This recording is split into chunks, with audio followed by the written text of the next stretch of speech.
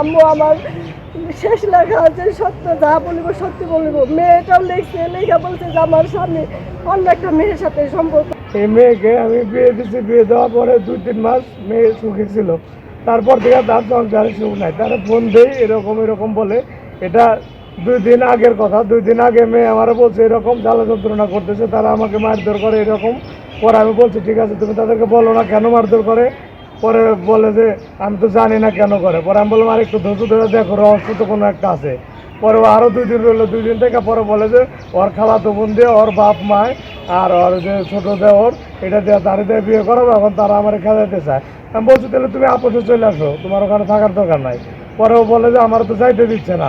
পরে আমি বলছি তো তুমি থাকো, আমি আসতেছি কালকে, আমি তোমাকে নিয়ে আসবো, কালকে যাবো আর কি। ওরা রাত্রে আমারে ফোন দিছে, সে আর বাবা বলতেছে যে স্ট্রোক করছে, মেডিকেলে নিয়ে গেছে, আর জামাই বলতেছে যে ফাঁস নিছে। কথা 2 রকম হয়ে গেছে। পরে আমি বলছি যে আচ্ছা থাকুক, আমি আসতেছি। পরে যাই দেখি যে এর কোনোটাই না।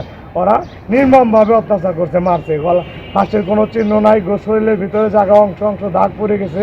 নানান বিশৃঙ্খলা, যতভাবে কষ্ট দেওয়া যায় কষ্ট দেওয়ার জানটা নিছে।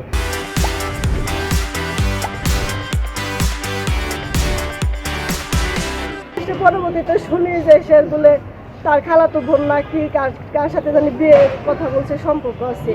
আর আমরা প্রমাণও পাইছি, ওই জায়গায় মেয়ে লেখাও রাখছে যে আম্মু আমার শেষ লেখা আছে সত্য, যা বলিব সত্যি বলিব। মেয়েটাও লিখছে, লেখা বলছে যে আমার স্বামী অন্য একটা মেয়ের সাথে সম্পর্ক, কে জানি না। ওর দেবরই হচ্ছে মূল মূল উদ্দেশ্য, কারণ ওর দেবরই লাশটা নিয়ে গেছিল, আমরা বাসায় পাইছিলাম না। আমরা সুস্থ বিচার চাই। আমার মেয়ে যেভাবে নির্মমভাবে হত্যা হয়েছে সেইভাবেই আমি আমার বাস্তির প্রতিশোধ চাই।